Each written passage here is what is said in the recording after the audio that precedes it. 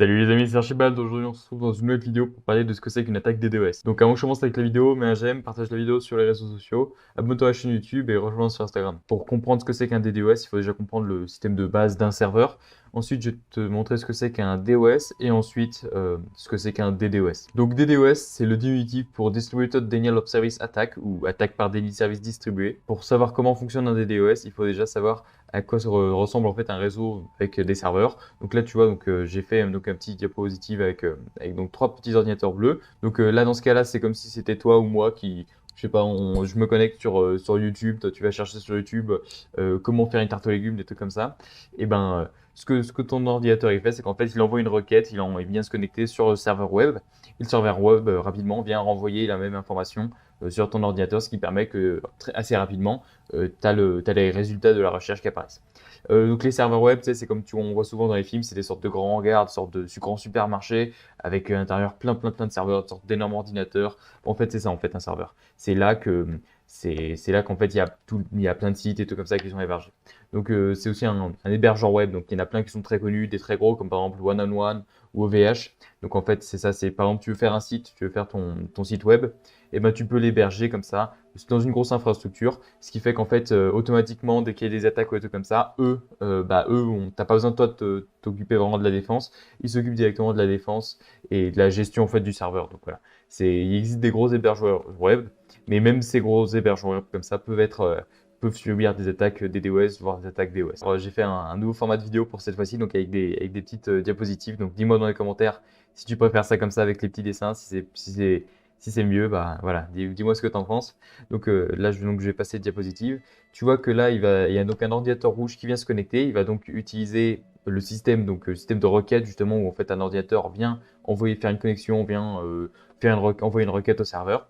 Et bien là, l'ordinateur rouge, c'est un attaquant. Il vient faire ce qu'on appelle une attaque DOS. Donc l'attaque DOS, en fait, c'est un ordinateur qui va envoyer beaucoup de requêtes à un même serveur web. Trop de requêtes en fait jusqu'à que le serveur web va planter ou alors la connexion ne sera pas suffisante pour travailler avec les autres ordinateurs. Et en fait, l'attaque DOS, disons qu'en fait, elle vient surcharger, remplir le serveur de trop de requêtes et donc fait que les autres clients, enfin les autres utilisateurs, donc l'ordinateur bleu dans ce cas-là, ne pourront plus correctement se connecter au site web ou en tout cas, même s'ils arrivent à se connecter, ça sera trop lent. Donc là, c'est une attaque DOS, mais tu vois qu'il n'y a qu'un seul ordinateur qui fait des requêtes. Et heureusement, c'est assez facile de se défendre contre ce genre d'attaque parce que, eh bien, tu vois qu'il n'y a qu'un seul ordinateur. Donc le serveur web, là, je suis en train de manager mon serveur et puis je vois, ah mince, il y a un seul ordinateur qui envoie 15 000 requêtes par seconde. C'est pas normal, un être humain ne pourrait pas faire ça.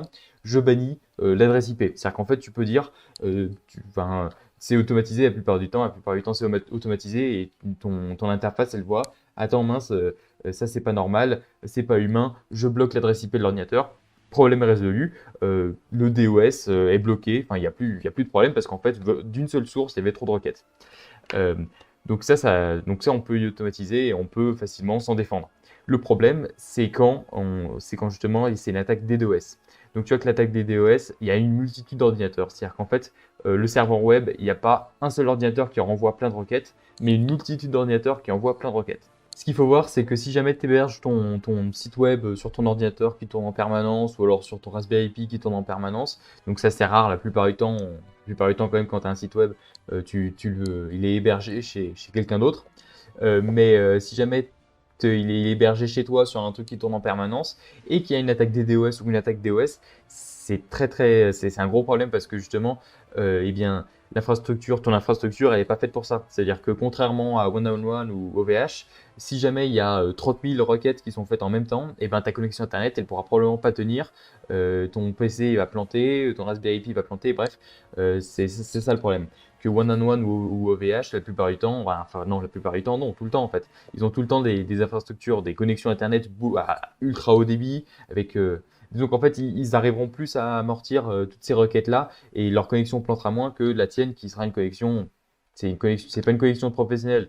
Donc justement, voilà, tu risques d'avoir des gros problèmes avec la connexion, avec ton ordinateur et tout ça. Donc dans ce cas-là, là, comme tu vois, avec plein d'ordinateurs, c'est ce qu'on appelle donc le DDoS. Donc le DDoS, c'est Distributed Denial of Service.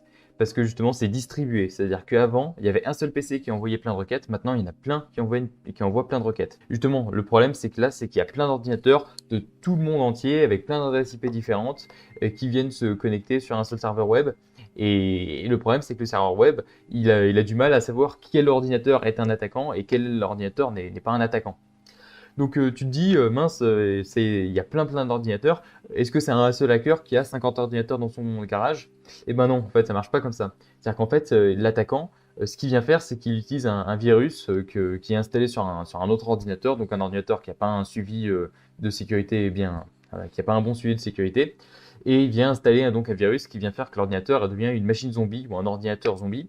C'est-à-dire qu'en fait, le propriétaire de l'ordinateur ne le sait pas, mais de temps en temps, son ordinateur est utilisé pour faire des attaques DDoS. Ça, ce qu'il faut voir, c'est que c'est compliqué à se défendre, mais dans certaines situations, on arrive quand même à gérer le truc. C'est-à-dire que si par exemple, tu es là en train en train de voir dans ton interface et que tu vois qu'il y a d'habitude, c'est un site qui est seulement en français et que là, il y a 50 000 connexions qui viennent d'Afghanistan, par exemple. Là, tu as 50 000 ordinateurs qui viennent d'Afghanistan, qui viennent de se connecter sur ton site, alors que d'habitude, tu as 100% de français. Enfin 100% de personnes qui vivent en France, bah, tu te dis, ah mince, c'est bizarre quand même qu'il y ait 50 000 connexions,